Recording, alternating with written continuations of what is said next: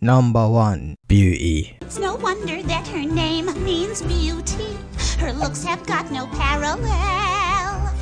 I thought you just said parallel. High brows, eyebrows on fleek, French pamplemousse, the type so pretty she just walked past and puts a French series croissant on your face. That's a smile for those who don't know your issue. Dry lips, flaky lips, you need lip therapy. We also need to add that Belle's hair's El Natural. And she's minimal with the makeup, El Neutral. I imagine her looking like a Shailene Woodley, or Emmy Rossum, or Kea Scodelario, Emilia Clarke, Nicola Peltz, Emma Watson, basically. Pulchritudinous, eh? Oxford Dictionary. Number 2. Independence. Belle is Miss Independent. That's why I love her. Won't you come and spend a little time? And it's alright to take the reins and spend a little time in some books. You can't read books and be stupid. Life doesn't work like that. Mental stimulation, memory improvement, vocabulary expansion, all topped up with some knowledge.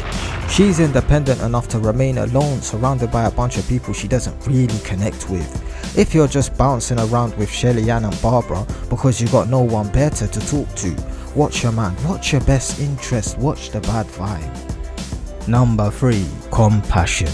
Now, just because she's independent doesn't mean she lacks compassion, the motherly kind, wearing her emotions on her sleeves yet still capable of making some rough decisions. So men, the barbarians, tend to hold stressful emotions inside. What a monster. But when they retreat to the heart, space is needed to penetrate the tough exterior with compassion. She does it for her dad, and look at Adam's life. Some fairy tale couldn't accept that he learnt from stranger danger. Now all his friends have been cursed, he's been forgotten, and his life's like garbage. But with compassion, Belle rings the bell in his heart. Number 4. Standards. Out of all the beautiful curves you have, your ability to curve this dickhead is my favourite. Listen, no one wants to be in competition with this 6'3", jacked, concrete jawline, double-chinned, well-spoken, handsome, blue-eyed, townspeople's favourite, luscious locked, financially endowed, prized hunter. I use antlers in all of my decorating. It is not on the agenda. Turn the Gaston epitomizes that as long as a dickhead possesses certain characteristics, he'll be beloved by society, even if those characteristics don't stop him from being a dickhead. Belle doesn't only benefit herself but helps to push the status quo in the right direction. Number 5.